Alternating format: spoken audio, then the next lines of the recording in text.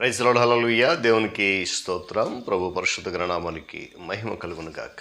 క్రీస్తునందు ప్రియులారా, దేవుడు తన మహాకృపను బట్టి మరొక నూతన ఉదయకాలం వేకున లేచి ఆయన నామాన్ని స్తుతించి ఆరాధిస్తూ వాక్యాన్ని ధ్యానించగలిగే చక్కటి అవకాశం మనందరికీ అనుగ్రహించారు. అందరిని బట్టి ప్రభు పరిశుద్ధ నామానికి మహిమలు ఘనతలు సమస్తమును కలుగును గాక. క్రీస్తునందు ప్రియులైన దైవజనులు, స్నేహితులు, విశ్వాసులు, సహోదరులు ఈ కార్యక్రమాన్ని వీక్షిస్తున్న దేవుని బిడ్డలందరికీ మన రక్షకుడైన యేసయ్య నామంలో శుభావి వందనాలు తెలియజేస్తాను. బాగున్నారు కదా?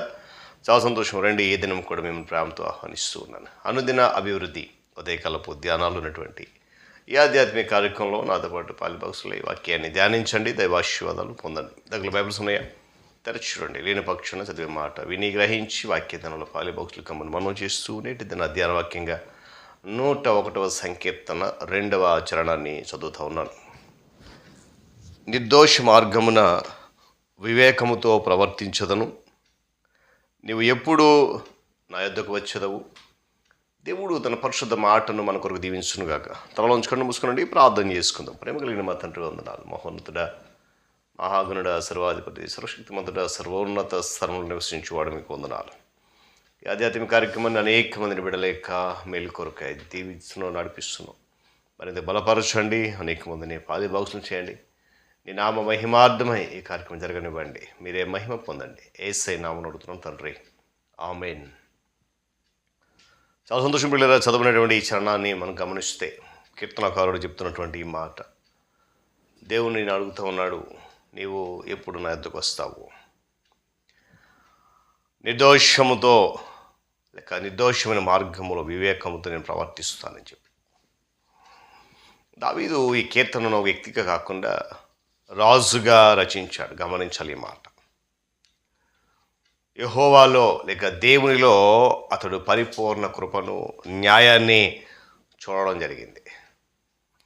ఎవరికి ఎప్పుడు కరుణ కావాలో, ఎవరికి ఎప్పుడు కరుణ చూపించాలో, ఎవరిని ఎప్పుడు తీర్పు తీర్చి శిక్షించాలో, ఎవరిని ఎప్పుడు ఆశీర్వదించాలో సమస్తమును కూడా దేవునికి తెలుసు. వీళ్ళు గమనించండి. ఆ కారణం చేత లేక అందువల్ల దావీదు పరలోకానికి భూలోకానికి రాజును అనుసరించడానికి పాటుపడాలని, రాజ్య పరిపాలనలో తన ప్రజల న్యాయ నాయకుడిగా తన ప్రవర్తన విషయంలో నిర్దోషంగా ఉండడానికి తీవ్ర ప్రయత్నం చేయాలని తీర్మానించుకున్నాడు. వాస్తవానికి ఇది చాలా గొప్ప తీర్మానం. క్రైస్తవ సంఘములో, సమాజంలో ఉన్నటువంటి ప్రతి ఒక్కరు కూడా దేవుని ఎదుట ఇలాంటి తీర్మానాలు చేసుకోవాలి. మీరు గమనించండి, ఉదయకాల సమయంలో దావీదు లోపం లేనటువంటి స్థితిని ప్రయత్నించాడు, కానీ దాన్ని చేరుకోలేదు ఎన్నడూ కూడా. అయితే దానినే లక్ష్యంగా పెట్టుకొని ప్రయత్నించాడు. లోపాలతో కూడినటువంటి స్థితిని గురిగా పెట్టుకొని సాధించగలగడం కన్నా లోపము లేని స్థితిని గురిగా పెట్టుకొని సాధించలేకపోవడమే మంచిది. ఈ తీర్మానం మధ్యలోని ప్రార్థనను కూడా మనం గమనించాలి.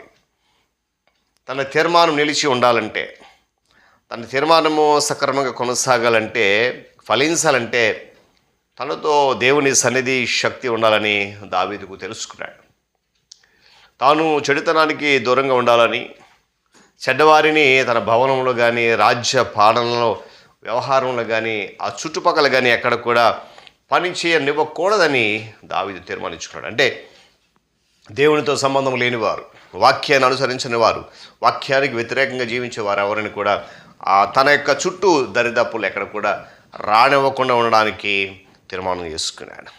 దేవునికి విశ్వాస పాత్రులైన వారికి, యథార్థ హృదయం గలవారినే ఎన్నుకున్నాడు. కేవలము ప్రియులు గమనించిన బంధువులని, స్నేహితులని, లేక తన వంశానికి, గుంపుకి చెందిన వారిని ఎవరిని పనివారుగా, మంత్రులుగా, ఉద్యోగులుగా తీసుకోవడానికి దావీదు ఒప్పుకోలేదు. ఇలాంటి అనుభూతి లేక ఇలాంటి బంధుప్రీతి ఎంతటి నాశన కారణమో, అవినీతికి, అధికార దుర్వినియోగానికి ఇది ఎంతగా దారితీస్తుందో అతనికి తెలిసి ఉంటుంది.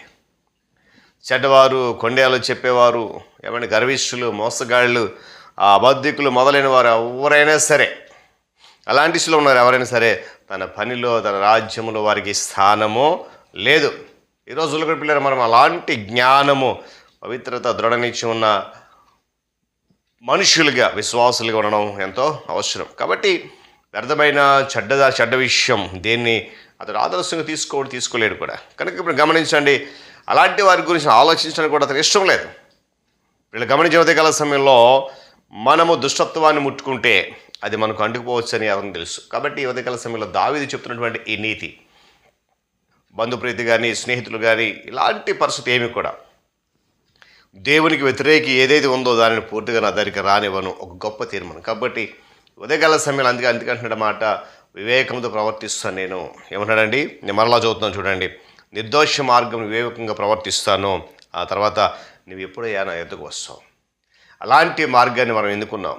దేవుడు అలాంటి మార్గాన్ని ఇష్టపడతాడు. అలాంటి వారిని ఆయనతో పాటు తీసుకెళ్ళడానికి సంసిద్ధుడిగా వస్తున్నాడు. దేవుడి మాటలు మన కొరకు దీవించును కాక. తలలోంచి కన్ను మూసుకోండి, ప్రార్థన చేసుకుందాం. ప్రేమ కలిగిన మా తండ్రి వందనాలు. మరొకసారి ఉదయకాల సమయంలోని వాక్యం బలపరచు. నిజమే, దావీదుకున్నటువంటి జ్ఞానము, దావీదు తీసుకున్న తీర్మానం, ఆ లక్ష్యము ఈరోజు నీ బిడ్డలకు మాలో కూడా రావాలని, అలాంటి స్థితిలో మేము నడవాలని గొప్ప తీర్మానం తీసుకున్నాను ఆశిస్తున్నాం.